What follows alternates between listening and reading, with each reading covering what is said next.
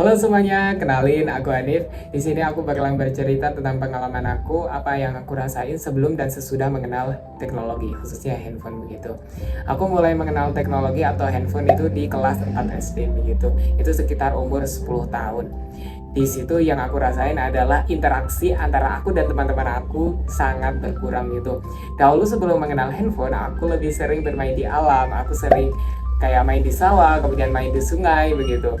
Tapi setelah mengenal handphone, jarak antar pertemanan aku dan teman aku cukup renggang nih, karena kami lebih sering berinteraksi di media online dibandingkan dengan dunia nyata begitu. Kemudian memasuki era SMP nih, karena aku hidup di pondok atau istilahnya boarding school begitu, sehingga interaksi aku dengan teman-teman aku benar-benar cukup erat dan benar-benar hingga yang raket banget begitu. Dari situ interaksi aku dengan handphone benar-benar sangat jarang, karena aku hanya bisa memegang handphone tuh 2 kali dalam 1 bulan aja. Itu pun ketika waktu penyembuhan aja. Di luar itu benar-benar nggak bisa megang teman-teman gitu. Kemudian memasuki masa SMA, masa yang katanya paling indah ya. Jujur gak sebegitu indah bagi aku gitu, karena di masa ini interaksi aku dengan teman-teman aku cukup renggang, bahkan sangat renggang, karena ya interaksi aku dengan handphone benar-benar hampir 24 jam gitu. Mungkin karena media pembelajarannya sudah berbasis teknologi ya, mulai dari soal-soal ujian, kemudian materi-materi, tugas-tugas, itu hampir 90%, 99% bahkan, itu menggunakan handphone begitu.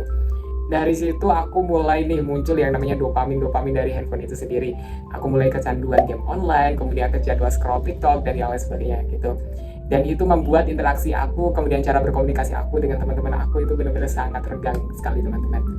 Oke, di masa kuliah saat ini, aku menyadari bahwasanya hal-hal yang terjadi di masa lalu ini tentang cara berkomunikasi, tentang cara pertemanan aku itu masih cukup perlu diperbaiki.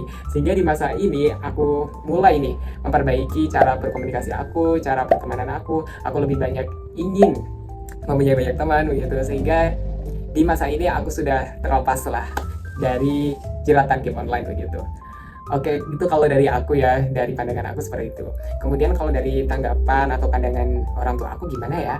Ayo kita tanya yuk. Oke teman-teman, jadi kali ini aku udah bersama dengan ibu aku. Jadi kali ini nih Bu, aku mau ngobrol dikit nih Bu. Menurut ibu, bagaimana tanggapan ibu dengan adanya perubahan perilaku, perubahan aktivitas yang ada dalam diri aku akibat perkembangan teknologi ini Bu? Baik itu dari sisi positif maupun negatifnya nih Bu. Menurut ibu gimana? Ya, kalau menurut saya itu segi positifnya ya, itu satu, anaknya menjadi lebih percaya diri, kayak sering banyak nonton hal-hal yang memotivasi sehingga terdorong untuk melakukannya. Sekarang gaya belajarnya lebih banyak menggunakan HP daripada membuka buku, katanya biar lebih cepat selesai tugasnya, lebih pandai nyari barang diskon di online. Ya, kalau segi negatifnya itu kadang anaknya masih nyaman sendiri gitu, hanya berdiam diri di dalam kamar, entah apa yang dilakukan. Kalau misal pas ada tamu itu langsung masuk ke kamar, katanya itu tamunya ibu, yang gitu.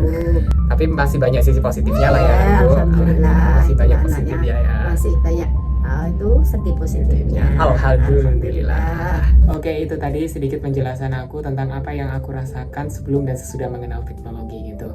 Kalau misalnya ada yang baik, silakan teman-teman ambil ya dari cerita-cerita aku tadi. Kalau misalnya ada yang buruk, silakan teman-teman tinggalin. Jangan pernah lakuin apa yang sudah aku lakuin di masa lalu gitu.